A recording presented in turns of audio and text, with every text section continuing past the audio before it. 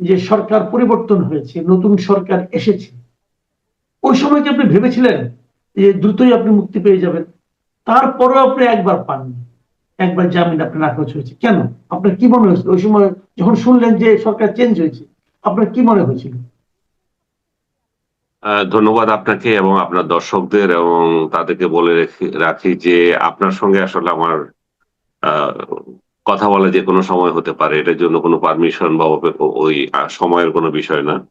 কিন্তু যারা চেয়েছে কথা বলা, শুনতে, তাদের মধ্যে যাদের প্রতি কৃতজ্ঞতা আছে, আমি আমার আমার মুক্তির ব্যাপারে যারা সোচ্চার ছিল, তাদের সঙ্গে কথা বলাটা খুব জরুরি মনে করেছিলাম। সেই জন্য 2-4 জন পরে হয়তো আপনার সঙ্গে আসা। এবং আপনি জানেন যে আমাকে যখন গ্রেপ্তার করা হলো, প্রথম ফোনটা আমি আপনাকে করেছিলাম, আপনি নিশ্চয়ই এটা আপনার দর্শককে জানিয়েছেন। তো একটা মাত্র ফোন করতে পেরেছি, সেটা আপনাকেই। বাকি ফোন আমি কাউকে করি নাই, লোকজন আমাকে ফোন করেছে। তার মধ্যে আমি 2-1টা পিক করেছি, তারপর আমার ফোনটা নিয়ে নিছে। আর মানে আমি দেখছি কে কে কল করছে, বলে যে না, আপনি কল তুলতে পারবেন না, ধরতে পারবেন না। তো এই পরিস্থিতিতে গেল প্রায় 2 ঘন্টার মতো। তারপরে কিছু হয় না, ওই 2 ঘন্টায় আহ, আপনি কি করেন না করেন এই জাতীয় আলাপই হয়েছে বেশিরভাগ ক্ষেত্রে, মানে ব্যাকগ্রাউন্ড জানা, আহ পরিবার সম্পর্কে জানা, এগুলো হয়েছে প্রায় রাত 1টা। আমাকে 8টা বাজে নিয়ে গেছে ওইখানে, জিম থেকে তুলে যখন নিল, সেখানে 8টা বা 8টা থেকে 2-1 মিনিট এদিক সেদিক হতে পারে। এরপরে রাত 1টা, এরপর ডিবি প্রধান আমার সাথে কথা বললেন। তো কেউ আমার সাথে মিসবিহেভ করেননি তারা। যে রিমান্ড বলতে আমরা যেটা বুঝি, যে ধরে নেই, পিটানো, সেরকম কিছু হয়নি। কিন্তু একটা টর্চার তো হয়েছে মানসিক ভাবে। আপনাকে সারা ঘন্টার পর ঘন্টা বসিয়ে রাখা। তারপরে ডিবি চিফের সাথে কথা হলো, উনি বললেন যে আমাদের কাছে কিছু অভিযোগ আছে, এই জন্য আমরা একটু খতিয়ে দেখছি মানে পরবর্তীতে আমি যেটা জানলাম, আমার আমার বিরুদ্ধে তো আসলে কোনো মামলা নাই, এবং সিদ্ধান্ত হলো যে আমাকে জেলে পাঠিয়ে দেবে। তো সেই সিদ্ধান্ত অনুযায়ী একটা মামলা সাজাতে তাদের যতটুকু সময় লেগেছে, সেটা উত্তরা থানাকে বলেছিল, উত্তরা পশ্চিম থানা এটা মামলা সাজিয়ে দিয়েছে। এবং উনি আমাকে পুরোটাই শুনালেন কে কি, এবং আমার সঙ্গে মামলায় যে সমস্ত অভিযোগগুলো আছে, অভিযোগগুলো সবগুলো হচ্ছে টেলিভিশন টকশোর ভাইরাল ক্লিপ গুলো। এগুলো উনি নিজেও শুনলেন, এবং উনিও নিজেও মানে আশ্চর্য হবে, মানে উনি নিজেও কনভিন্স যে এগুলো তো কোনো মামলা করার মতো কোনো বিষয় না। তারপরও উনি যেহেতু আদিষ্ট হয়ে আছেন, এবং স্বরাষ্ট্র উপদেষ্টা স্বয়ং নির্দেশ দিয়েছেন, কমিশনার নির্দেশ ছিল, তো তারা এটা করতে বাধ্য হয়েছে যে জেলে পাঠিয়ে দিতে। তারপর পরদিন 24 ঘন্টা পরে আপনাকে জেলে পাঠানো হলো। এ তো অবর্ণনীয় অবস্থা ছিল, এই 24 ঘন্টা ঘুমাতে পারিনি, যে জায়গায় আমাকে রাখতে দিয়েছিল, মানে এটা জীবনে এর থেকে নিকৃষ্ট কোনো জায়গায় আমি রাত কাটাইনি। তারপরে আসার পর আবার 5 দিন, এবং ওভারঅল এদিক ধরা থেকে শুরু করে 7 দিন আমাকে থাকতে হলো ওই ডিবি অফিসে। এবং খামাখা এগুলা কোনো কামে, মানে কোনো অর্থহীন ভাবে এই সময় কাটানোর ছাড়া কিছু নাই। তাদের একটা কোশ্চেন ছিল আমার সাথে, যারা আরো 3জন যে আসামি ছিল এখানে, শাওন সহ আরো 2জন, এদের সাথে আমার সম্পর্ক কি। তো আমি শাওনকে চিনি, আমি বললাম যে বাকিদের সাথে আমার পার্সোনালি পরিচয় নাই, বাট দে আর ফেমাস, তারা তাদের সেক্টরে, কিন্তু আমার সাথে ব্যক্তিগত পরিচয় নাই এবং এর কোনো সম্পর্কও নাই। তো পুরোটাই তো ওরা তো জানছে, পুরোটাই একটা ভুয়া মামলা, ডক্টর ইউনূসের খায়েশ হয়েছে দিয়েছে, এবং তারা এটা ক্যারি করেছে। তো আপনি বললেন যে বের হতে এত দেরি হলো কেন, তাহলে এতদিন আমার মামলা আমার রিজেক্ট হলো কেন বারবার। আমাকে এরপর আমাকে নিয়ে যাওয়া হয়েছিল, যেটু সংক্ষেপে যদি বলি আমি, আমাকে নিয়ে যাওয়া হয়েছিল কাশিমপুরে, সরি কাশিমপুর না, এই কেরানীগঞ্জে। কেরানীগঞ্জ থেকে পরদিন সকালবেলা আমাকে টেনে হিসেবে নিয়ে গেল কাশিমপুরে। সেখানে 1 মাস ছিলাম নন ডিভিশন এলাকায়। তারপর 2 মাস, পরবর্তী 2 মাস ডিভিশন এলাকায়। নন ডিভিশন এলাকায় দিন যা হয়েছে সেগুলো আমি এর মধ্যে বর্ণনা করেছি, যে অবর্ণনীয় পরিবেশে সেখানে থাকতে হয়েছে। সবচেয়ে বড় যে নির্যাতন, সেটা হচ্ছে নির্জনতা এবং কারোর সাথে কথা বলতে না পারা, এবং জেলের মধ্যে আরেকটা জেল তৈরি করে রাখা। এই গণ্ডির ভিতরে যেতে পারবে না। অন্যান্য বন্দীরা নানা জায়গায় যেতে পারলেও আমাদের কিছু লোক, যে আপনারা এর এর বাইরে যেতে পারবেন না, এমন একটা পরিবেশে কাটাতে হয়েছে আর কি। হুম। আচ্ছা, এই আলোচনা আমি শেষ করার আগে একটু জানতে চাই, এই যে আপনার যে মোবাইলটা নিয়ে গিয়েছিল ওটা কি আপনি ফেরত পেয়েছেন? না, আমি মোবাইলটা এখনো ফেরত পাইনি। আমি নতুন একটা বিকল্প হিসাবে একটা মোবাইল নিয়ে ইউজ করছি এবং আবার নতুন করে সিম নিয়েছি, কিন্তু আমার মোবাইল ফোনটা এখনো তারা দেয়নি। আমাকে বলছে কোথায় রাখছে তারা খুঁজে পাচ্ছে না, আইওর কাছে না অমুকের কাছে, একদিন একটা বলছে।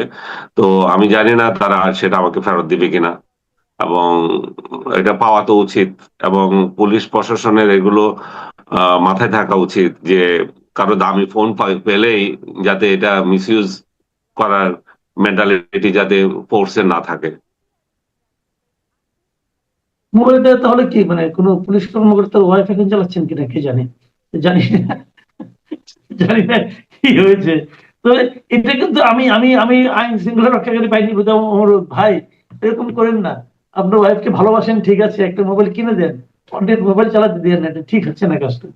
কারণ আপনাকে তারা নিয়ে গেছে, যখন থেকে আপনি জামিন পাবেন, এটা তো পুলিশের দায়িত্ব আপনার জিনিসপত্রগুলো আপনাকে ফেরত দেওয়া, তাই না? আর আপনার একটা সেটাই প্যান্ট, তো। হয়তো দামি প্যান্ট, ব্র্যান্ডেড একটা প্যান্ট আছে, ওটা নিয়ে তারা পড়াশোনা করে দিল, এটা তো ঠিক না। আমার ওখানে অনেক পার্সোনাল ইনফরমেশন আছে, তারপরে স্বাভাবিক। আমার আমার তো নানা তথ্য থাকে, ছবি থাকে, এগুলো এগুলো তো আমি হারা হয়ে যাব, তাই না? আর এগুলো তো আপনার পার্সোনাল ম্যাটার না, এটা তো কারো দেখাও ঠিক না, নেওয়া ঠিক না। আচ্ছা, আমি যে যে প্রশ্নটা আপনাকে না, করেছিলাম, দেখা আমার দেখুক গিয়া, দেখলে আমার কিছু আসে যায় না, এমন কিছু নাই যে সে দেখানোর, কিন্তু আমার স্মৃতি তো এগুলো, আমার ছবি তুলছি, অমুক আপনার করছি স্মৃতি তমুক থাকে। করছি, হুম, ভিডিও আছে, আমার 2-3 বছরের পুরনো জিনিসপত্র আছে। হুম, হুম, হুম। আচ্ছা, আরেকটা কথা আমি যেটা বলছিলাম আপনাকে, যে যেদিন আপনি শুনলেন যে সরকার পরিবর্তন হয়ে গিয়েছে, নতুন একটা ডেমোক্রেটিক গভর্নমেন্ট এসেছে, পলিটিক্যাল গভর্নমেন্ট, আপনি কি আশা করেছিলেন যে তারপরেও আপনাকে 1 মাস থাকতে হবে জেলে? না, এটা আমি আশা করিনি। ইনফ্যাক্ট হোল জেল ওয়েট করছিল 12ই ফেব্রুয়ারির জন্য, যে 12ই ফেব্রুয়ারি একটা ইলেকশন হবে, ইলেকশনের মধ্য দিয়ে একটা নতুন একটা সরকার আসবে। ডক্টর ইউনূস যে দিনের পর দিন লোকগুলোকে জেলের মধ্যে রেখে দিয়েছে এবং একটার পর একটা মামলা করছে, এই সংস্কৃতিটা পরিবর্তন হবে। এবং আমিও সেই আশায় বসে আছি যে আহ, এবার বোধহয় জামিন পেয়ে যাব। তো আমার আমার একটা মামলা জামিন পেয়েছি, আমি হাইকোর্টে গিয়েছে, সেখানে জামিন দিয়েছে, সেখানেও এখন আরো ঝামেলা রয়ে গেছে, পুরোপুরি যে জামিন মুক্ত হয়ে গেছে তা না। তারপরে আপনার আহ, নিচের কোর্টে রিজেক্ট হলো। তারপরে প্রশাসন, আহ, সরকারের পক্ষ থেকে হস্তক্ষেপ করা হয়েছিল, তারপরে মুক্তি পেয়েছিলাম। সরকারের হস্তক্ষেপ না থাকলে এটা আমি মুক্তি পেতাম না, এখন আমি জেলেই থাকতে হতো। হুম। তো নতুন সরকার আসলো, আপনি মনে করছেন যে নতুন সরকার হস্তক্ষেপের কারণে আপনি মুক্তি পেয়েছেন, এটা অবশ্যই ইতিবাচক দিক। কিন্তু আপনার মতো আরো অনেকেই তো জেলে এখনো আছে। তা আপনি কি নতুন সরকারকে বলবেন যে যাদের মামলা আছে, যেগুলি জামিনযোগ্য, সেগুলিকে তাদেরকে জামিন দেওয়া হোক? এই ধরনের প্রত্যাশা কি আপনি সরকারের কাছে আছে? আমি 100 বার করবো, কারণ আপনি দেখেন, আমার বিরুদ্ধে একটা মামলা হলো, আপনার বিরুদ্ধে একটা মামলা হলো, আপনাকে ধরে নিয়ে গেল, তো আপনি এটা লড়ারই সুযোগ পাচ্ছেন না, আপনাকে বছরের পর বছর আপনাকে ওখানে রেখে দেবে। তো তার মানে কি, মামলার বিচারের আগে আপনি বিচার সাজা খাটতেছেন? এটা তো হতে পারে না। এটা তো কোনো সভ্য দেশের কোনো নিয়ম নাই। এবং আসিফ নজরুল এই নিয়মটা করে দিয়ে গেছে। এই অসভ্যতাটা আসিফ নজরুলের দ্বারাই সুযোগ শুরু হয়েছিল, কারণ আপনি নিশ্চয় খেয়াল করেছেন, আপনিও নিশ্চয় এগুলো নিয়ে কথা বলেছেন। যখন জামিন হচ্ছিল সে আদালতকে তিরস্কার করছিল, কিভাবে জামিন হয়ে যায় মানুষের, আমরা ধরি আর এরা জামিন হয়ে যাচ্ছে। তো তাহলে আদালতকে কি দরকার? জামিন যে হয়ে যাচ্ছে, আদালতে দেখছে ভুয়া মামলা, একজন শহীদের প্রেক্ষিতে আপনি, একজন শহীদ হয়েছে, উনি মামলা করেছে আরেকজন ভুয়া একজনে, এবং 600 থেকে 700 1000 পর্যন্ত আপনি ইয়ে রেখেছেন, আসামি রেখে দিয়েছেন, এবং এগুলো জেলে পৌঁছতেছে। তো আদালত কি অন্ধ? তারা কি দেখছে না যে ভুয়া মামলাগুলো? এবং আমি আমি এখানে দেখছি অনেকে কমেন্ট করে যে আপনি আওয়ামী লীগের আমলেও তো এটা হয়েছিল। ভাই, আওয়ামী লীগ আমলে হয়েছে তাই বলে তো এখন হবে তা তো দরকার নাই। এবং আওয়ামী লীগ আমলেও যা হয়েছে সেটা তো এরকম তো হয়নি, ধরেছে ছেড়ে দিয়েছে। আওয়ামী লীগ বিশেষ বিশেষ উপলক্ষে ধরেছিল, ইলেকশন এবং অন্যান্য বিষয়গুলো নিয়ে ওরা সামনে দেখতাম গ্রেপ্তার করা হতো, তারপর এটার পরে ছেড়ে দিয়েছে। এবং মির্জা ফখরুল থেকে শুরু করে আপনার সিনিয়র ওসব তাকেই তো গ্রেপ্তার করেছে, নির্যাতন করেছে। এবং একদিনের জন্য নিয়ে গেল, সেটা নির্যাতন, আওয়ামী লীগ সেই নির্যাতন করেছে এবং সেটা অস্বীকার কেউ করতে পারবে না। কিন্তু কিন্তু এটাও ঠিক ছিল যে সেখান থেকে জামিন পেয়েছে, এখন তাকে জামিনই পাচ্ছে না। তো জামিন যে পাচ্ছে, জামিন তো অধিকার। আমার বিরুদ্ধে আপনি একটা অভিযোগ করেছেন, আমি চোর ডাকাত যা কিছু হই, সেটা আমাকে আদালতে লড়তে দেন। জামিন তো আমার অধিকার, আপনি তো জামিন তো আমাকে দেবেন। আমি তো এমন দুর্দর্শ কিলার, সিরিয়াল কিলার না যে আমি পেলে রাষ্ট্রের ক্ষতি হয়ে যাবে কিংবা আমি পালিয়ে যাচ্ছি। তো এরকম হাজার হাজার মানুষ পড়ে আছে যে জেলখানায় ইয়ে করতেছে, তারা শুধু আল্লাহ আল্লাহ করতেছে, যে আল্লাহ ছাড়া তাদের কাছে এখন কেউ নাই। এর আগে তারা আল্লাহ আল্লাহ করেছিল যে আল্লাহ 12 তারিখে নির্বাচনটা হোক, সংস্কৃতিটা চেঞ্জ হবে। এখন সেটাতেও হতাশ হচ্ছে। তবে একেবারেই যে জামিন হচ্ছে না তা বলবো না, অনেকেই জামিন পাচ্ছেও, কিন্তু বেশিরভাগ ক্ষেত্রে পলিটিক্যাল কালার দেওয়া লোকগুলোকে একটার পর একটা মামলা দিয়ে দেওয়া হচ্ছে। এখনো সেটা হচ্ছে, অজ্ঞাতনামা মামলা পাঠাচ্ছে। এবং আমি মনে করি যে এটাতে সরকারের যে ইচ্ছা তা না, এটা হচ্ছে যেই যেই রাষ্ট্রযন্ত্র যেভাবে চলে এবং ঘুষ বাণিজ্য যেভাবে চলে সেটারই কন্টিনিউশন আছে। সেটা স্বরাষ্ট্রমন্ত্রী এবং আইনমন্ত্রী যদি পদক্ষেপ না নেন এটা হবে না। কারণ একজন লোক মুক্তি পাচ্ছে, তার কাছে তথ্য যাচ্ছে যে 5 লাখ টাকা দাও, 10 লাখ টাকা দাও, যাদের টাকা আছে, যে দাও তাহলে আর আসবে না। হ্যাঁ, তো এর এই এই প্রক্রিয়ার মধ্যে এবং এবং এই টাকা যারা যাচ্ছে তারা ওই শেয়ার হচ্ছে। আমি নিজে জেনে বলছি এবং আমার সামনে হয়েছে এই ঘটনা। জেনেছে, আমার আমার পরিচিত আরেকজন 10 লাখ টাকা দিয়েছে, 4 দিন ধরে বসায় রাখছিল, তারপর 10 লাখ টাকা দিয়েছে। সে তখন অন্য একটা জেলে ও থেকে মামলা আসতেছিল। তারপরে সে মানে তার জেলার এলাকা থেকে তাকে একটার পর একটা মামলা দিচ্ছিল। তো সেখানে পরবর্তীতে যখন টাকা দিল তখন আর এটা থামলো এবং 4 দিন পরে সে বের হলো। আমার ক্ষেত্রে তাই হয়েছে, আমার 4 দিন পরে মুক্তি পেয়েছি আমি। এবং এই এই কয়দিন ধরে যাচাই বাছাই চলছিল, আরো মামলা দেওয়া যায় কিনা সেটা দেখছিল। কিন্তু আপনাকে যেটা বললাম, সরকারের ব্লেসিং ছিল বলে আমি মুক্তি পেয়েছি। এবং স্পেশালি আমি এখানে বলতে চাই যে স্বপন ভাইয়ের কথা, জহিরুদ্দিন স্বপন আমাদের তথ্যমন্ত্রী, উনি সাংবাদিক হিসাবে, উনি আমাদের পূর্ব পরিচিত সাংবাদিক হিসাবে। উনি ছাত্র নেতা যখন, তখন আমরা ওনাদের ফলোয়ার। ঢাকা ইউনিভার্সিটিতে ওনারা যখন মিছিল মিটিং এর নেতৃত্ব করছে, আমরা তাদের পিছিয়ে স্লোগান দিচ্ছি। তো উনি তো জানেন আমাদের চরিত্র, উনি তো জানেন আমি কি। তো তাছাড়াও ওনার দায়িত্বরও তো একটা ব্যাপার আছে। উনি যখন তথ্যমন্ত্রী, কোন কারণে আমাকে ও, ও, জেলে থাকতে হবে সেটারও প্রশ্নের সম্মুখীন হচ্ছিলেন তিনি। তো স্বপন ভাই সহ আমি, অন্যান্য যারাই এই আইন মন্ত্রণালয় বা আইনমন্ত্রী যারাই এই প্রক্রিয়ায় জড়িত ছিলেন সব, এবং পুলিশ প্রশাসনে যারা, এবং সরকারের সর্বোচ্চ পর্যায় থেকে যে ব্লেসিং, সবগুলোকে নিয়েই আমি মনে করি যে আমার কৃতজ্ঞতা আছে তাদের প্রতি। কিন্তু আমি মনে করি যে তারা অবিলম্বে এই ব্যাপারটা নিয়ে দৃষ্টি দেওয়া উচিত। যেখানে বিনা বিচারে মানুষগুলো পড়ে আছে, আপনি বর্ন ক্রিমিনাল গুলো, যারা সত্যিকার অর্থে অপরাধী, তাদেরকে আপনি বিচার করেন। কিন্তু গড়ে সাধারণ মানুষকে আপনি দিনের পর দিন জেলে রেখে যে অনাচার চলছে, এই অনাচারটা থেকে রক্ষা করা উচিত। কারণ এই অনাচার এই সরকার দায়িত্ব নেবে কেন? এই সরকার তো সেই এই দায়িত্ব নেওয়ার উচিত না। কারণ এটা ইউনুস করে গেছে, ইউনুসের লেগেসি এখনো কেন থাকবে? আমি আরেকটা জিনিস এখানে বলতে চাচ্ছি, আমি বলছি অনেক জায়গায়, যে 1/11 যে সরকারটা ছিল সেটা শেখ হাসিনার সরকার তার দায় দায়িত্ব নিয়ে টানা নিয়েছে। যে গুম খুমের যে খুনের যে সংস্কৃতিটা, সেটা শেখ হাসিনার সরকার এটা টেনে নিয়ে গেছে। এখন ইউনুসের যে অপকর্ম, বিনা বিচারে জেলে থাকা, এই অপকর্মের দায়িত্ব এই সরকারের নেওয়া উচিত না, অবিলম্বে সেটা করা উচিত। আর সরকারকে আরো দেওয়া উচিত প্রশাসনের মধ্যে চাপটি মেয়ে বসা থাকা এই মৌবাদী চক্র, সেগুলোকে বের করা।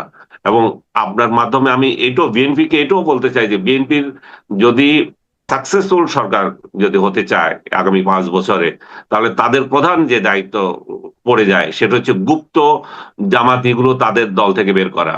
জামাত যা আওয়ামী লীগের সঙ্গে গুপ্ত রাজনীতি করেছে, বিএনপির এটা খেয়াল রাখা উচিত যে এখানেও গুপ্ত রাজনীতি চলছে। এখানে গুপ্ত গুপ্ত লোক বিএনপির বলে পরিচয় দিয়ে রয়ে গেছে। বিশেষ করে আমি যেটা দেখি আমাদের সংবাদপত্র জগতেও আছে, সংবাদপত্র জগতে সে কি জামাতই করে, জামাত কিন্তু বিএনপি রূপ দিয়ে এখানে আছে এবং এমন ভাব দেখাচ্ছে যে এই সরকারের তারা খুবই আপনজন। তো সরকার, আমি জানি সরকার এটা ভালো করে খেয়াল করবেন যে কে আসলে তার জন্য কিন্তু একটা বিরাট একটা হুমকি। তার দলের মধ্যে গুপ্ত রাজনীতি যারা করছে তাদেরকে চিহ্নিত করা, এবং রিয়েল বিএনপি যারা, যারা ভূমিপুত্র, যারা এই দলটির জন্য জন্ম থেকে পরিশ্রম করছে, তাদেরকে মূল্যায়ন করা। আচ্ছা, একটা জিনিস, আপনার মুক্তির পর আমি দেখলাম যে একাধিক মিডিয়াতে আপনার একটা বক্তব্য প্রচারিত হয়েছে। সেটা হলো আপনি বলেছেন যে 1000 বছরে ইউনুসের মতো এরকম মানে অযোগ্য অথর্ব শাসক আর আসেনি।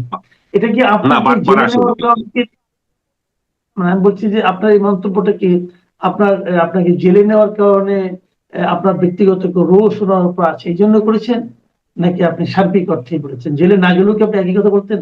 সার্বিক অর্থে আমি আমি নিজে তো ক্ষুব্ধই, প্লাস সার্বিক অর্থে দেখেন, আমি বহুবার বলেছি, আপনি সহ আমরা ওদেরকে সমর্থন করেছি। 6 মাস তো আমি কথাই বলিনি। আমি জীবনে ভুল করে যদি কিছু করে থাকি একটা বড়, সেটা হচ্ছে ইউনূসকে 6 মাস সাপোর্ট করা। তার সরকারকে 6 মাস সাপোর্ট করেছি, তার ভালো কাজের প্রশংসা করেছি এবং আল্লাহ আল্লাহ করেছি যে একটা ইলেকশন দিক, সে শুধু ইলেকশন দিয়ে বিদায় নিক। কিন্তু সে ডে ওয়ান থেকে এই এই যে মব সংস্কৃতি যেটা চালু করেছে, যে অরাজকতা দেশের মধ্যে তৈরি করেছে, এই দেশের মধ্যে হিংসা মারামারি, একে অন্যকে যে বিভক্তি তৈরি করেছে, 71কে যে বিতর্কিত করেছে এবং 24কে দিয়ে 71কে মুছে দেওয়ার যে প্রচেষ্টা চালিয়েছে, প্রত্যেকটা সেক্টর এবং মব বাবা হিসাবে সে যে আবির্ভূত হয়েছে, এই সব কিছু যদি আপনি খেয়াল করে দেখেন, এই এর থেকে বড় বাটপার এই দেশে আর জন্ম নেয় নাই, এর থেকে বড় বেহায়াও জন্ম নেয় নেই।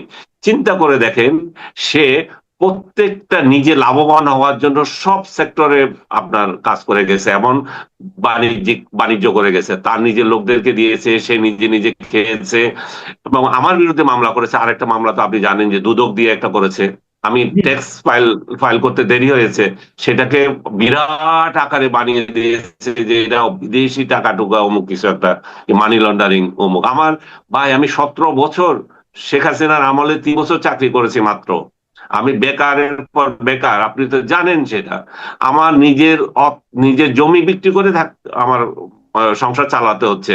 সেই অবস্থায় কোন শখে একজনের ঢাকা শহরের একটা আকর্ষণীয় জায়গা, হ্যাঁ, সেই জায়গার জমি আমি বিক্রি করে দিয়েছি। বিকজ আমার সংসার চালতে হবে, আমি কারো কাছে হাত পাততে পারবো না। আমি দলীয় দালাল হই নাই বলে আমি চাকরি পাই নাই। আবার দলীয় দালাল হয়ে কারো মুখাপেক্ষি হওয়ার আমার প্রয়োজন নাই। আমার সম্পদ আছে, আমার বাপের পয়সা আছে। আমার আমি আমি আমার মতো চলতে চেয়েছি এবং সেই টাকাকে বানিয়ে দিয়েছে অন্যের টাকা এবং আমাকে দুদক দিয়ে হয়রানির চেষ্টা করেছে। এইখানে বলছে যে সে কত বড় বেহায়া। সে 666 কোটি টাকা জনগণের টাকা, এই জনগণের টাকা সে নিজের নিজের কর নিজে মাফ করে দিয়েছে। নিজের যা ইচ্ছা তা করে, নিজের যা ইচ্ছা তা করেছে। নিজেকে নিজে সে পুরস্কৃত করছে, এটা দিচ্ছে ওইটা দিচ্ছে এটা দিচ্ছে। সর্বশেষ বেহায়াপনার শেষটা দেখিয়েছে, নিজেকে নিজে ভিআইপি ডিক্লেয়ার করে এসএসএফ নিয়োগ দিয়েছে। এর থেকে বেহায়া, এর থেকে বিশ্ব বেহায়া, এর থেকে বিশ্ব বাটপার বাংলাদেশ আপনি কিভাবে আপনি দেখেন গত 1000 বছরে বাংলায় আসছে কিনা। অথচ আমরা জি। তাকে ধরে নিয়েছি যে নোবেল লরিয়েট, কি জানি এই দেশের। এখন অনেকের হয় কি, আমার আসলে একটা দোষ আছে, আমি আসলে অনেক আগে থেকে বুঝি, যে আগে থেকে বলি। এটা এটা আমি আজকে যা বলছি সেটা 2 বছর পরে গর্দভরা বুঝবে। বলছে, হ্যাঁ, গর্দভরা বুঝবে সেটা 2 বছর পরে। তখন বললো যে আরে ও তো ঠিক ছিল। আমার সারা জীবনে এটা হয়েছে, আমি যখন যেটা বলি তখন আমার প্রতিপক্ষ একদম দাঁড়ায়, তারপরে 2 বছর পরে বলে যে আনিস ভাই তো ঠিক বলছিল। এই গদ্দপ গুলোই একদিন বলবো যে ইউনূস এই দেশটা কি নষ্ট করে দিয়ে গেছে, কতটা আচ্ছা, আমি পিছিয়ে ফেলেছে আমাদের ইন্টারন্যাশনাল থেকে শুরু করে দেশের মধ্যে। বিদেশে বাংলাদেশ আজকে মুখ খুলতে পারে না, বাংলাদেশের মুখ উজ্জ্বল নাই আর আগের মতো, এই বাটপাটটাকে আমরা এই পদে বসানোর পরে। আচ্ছা, আমি একদম শেষ প্রশ্ন করবো এখন আপনাকে। একটু ব্যক্তিগত মনে হতে পারে।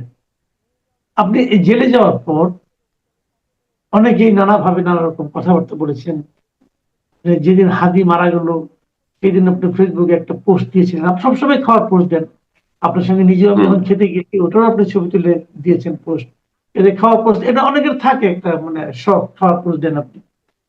তো ওই হুম দিন আপনি নিহারি খাচ্ছিলেন সম্ভবত, যেটা নিয়ে অনেক হয়েছে যে হাদি মারা গেল উনি নিহারি খাচ্ছেন। ওইটা আপনি হুম ওই কারণে করেছেন না করেন এটা বলার আপনি সুযোগ হয়তো পান নাই, তারপর তো আপনি জেলে হুম গেলেন। আপনি রিসেন্ট আরেকটা পোস্ট দিয়েছেন যে আপনি হুম ইফতারি করতে গিয়েছেন, ইফতারির সঙ্গে আপনার অনেক সঙ্গে আত্মীয় স্বজন আপনার পরিবারের লোকজন ছিল, সেখানেও হুম। তিনি সার্ভ করেছেন, উনি আপনাকে এক্সট্রা একটা নেহারি তিনি আপনার সামনে দিয়েছে। ওই আচ্ছা, ছবিটা আমি আমি দেখেছি আমি বুঝেছি আপনি একদম। যা বলতেছেন। হ্যাঁ।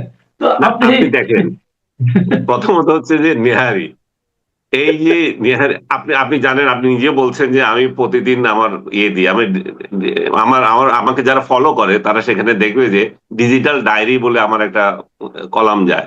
সেখানে আমি রাইট। ডেইলি যা কি করি আমি ডিজিটালি আমার ডায়েরিটা রেখে দিই। অনেকে এখন হয়তো লেখে, এখন ওই লেখা তো আর এই দিন নাই আর।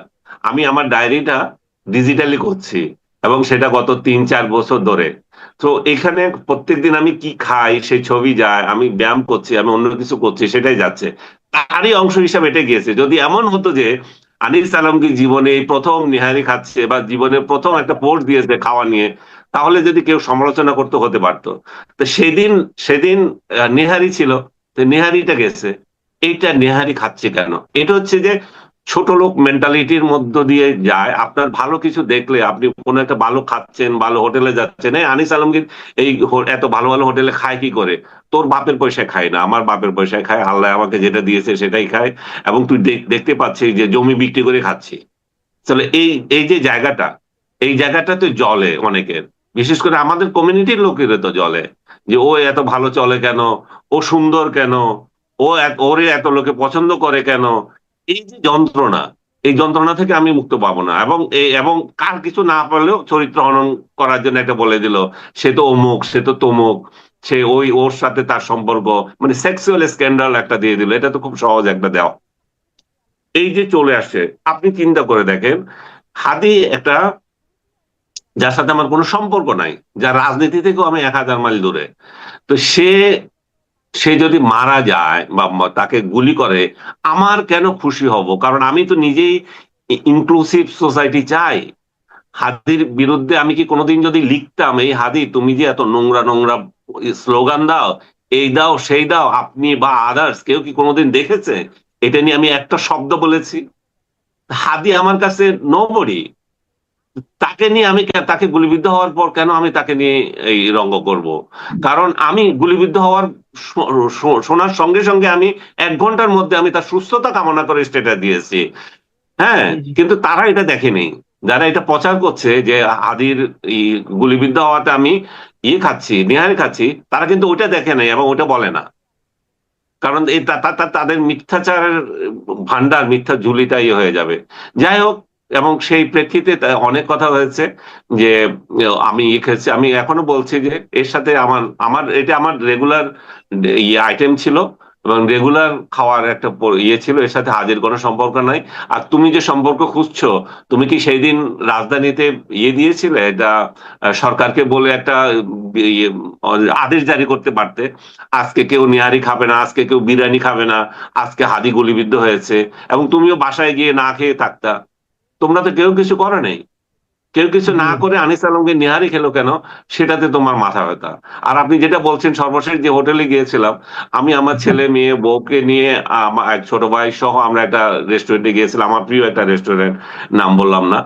যাওয়ার পর সবাই আমাকে জড়ায় ধরছে যে স্যার আপনার জন্য আমরা কত পরিশ্রম, কত চিন্তা করেছি, এ করেছি সেই করেছি, মানে যেটা এখন সব জায়গায় হচ্ছে। আমাকে দেখলে সবাই জড়িয়ে ধরছে, দোয়া করছে, সে কথা বলছে, সেলফি তুলছে। তারাও তাই করেছে, এবং যা ঘটেছে সেটা হচ্ছে যে স্যার আপনি উঠতেই পারবেন না আজকে এখান থেকে। সব একটা বুফে হোটেল এবং একটা 5 স্টার হোটেল, আপনাকে এটুকু বললাম। তো হুম। এবং বললো যে আপনি উঠতেই পারবেন না। ওরা একের পর এক আইটেম মানে আমাকে দিয়েছে, মানে এই জীবনে প্রথম বোধহয় কোনো একটা রেস্টুরেন্টে খেতে গিয়েছি, আমাকে একটা উঠতে দেয় নাই, একটা চয়েসে দেয় নাই। তারা বলতেছে এখানে বেস্ট যেটা সেটাই আপনাকে দিয়ে যাচ্ছে, এবং সত্যিকার অর্থে তারা এমন ভাবে সাজিয়েছে, এবং প্রথমে এনেছে সেই নিহারিটা। তো আমি হাসবো না, না হেসে কি করবো বলেন?